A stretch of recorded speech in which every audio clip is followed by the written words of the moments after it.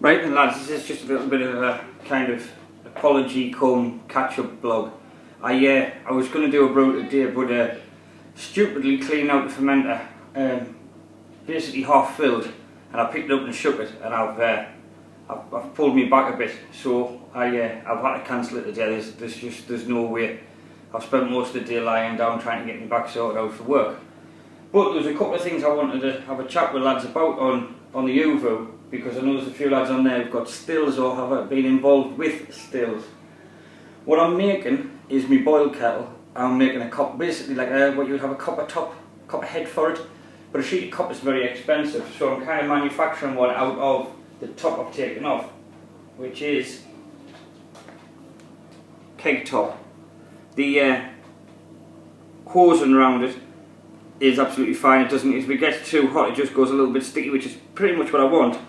And there's one on here, and there's also one actually on the brew pot, so when they get hot and touch together, they should seal together quite nicely.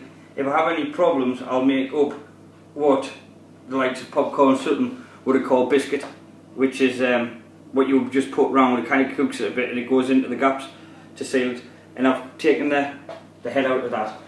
So what's going to go into that will be a metal funnel with the edges all cut, so it'll stand over, and I'm going to get that brazed onto there. On at the end of the funnel is going to be 22mm pipe, probably about a foot and a half of that. Coming out of that's going to be a reducer going down to 10mm, going down to 15, going to 15mm, then down to 10mm. Then it's going to have a length of 10mm on. Then, hang on a second, just be a bit careful while I move around. Then, on top of all of that, is microbore copper coil, which will basically stand on top of keg top eventually. When I've got all that put back together, and I've got a head and everything that on, that should stand like that as a cooling coil. And then I'll obviously just shape that pipe to come off the edge of that to go into a runoff. I'm not going to be that interested with, at the moment with this setup, to do one where you'd have what they call going into a bucket, which is basically you've got you're evaporating your alcohol off.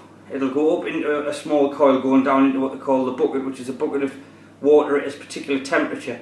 So what basically comes through and out is just alcohol. So if your temperature in your main still gets too hot, it doesn't put water through, because that's what you'll happen. If your temperatures get too high, you're not just bringing alcohol off, you're bringing water off as well.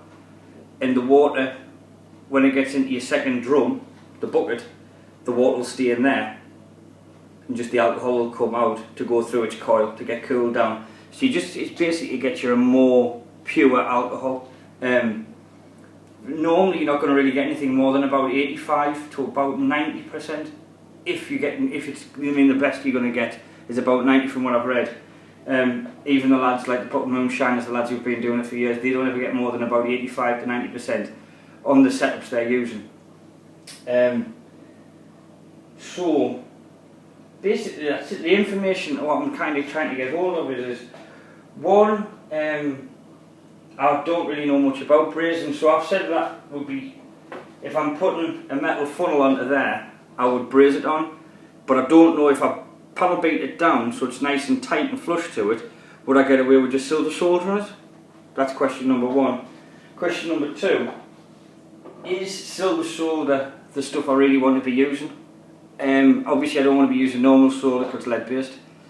Is silver solder the best stuff to be using, or would I be better off for the rest of it just going for compression fittings? Again, I don't know.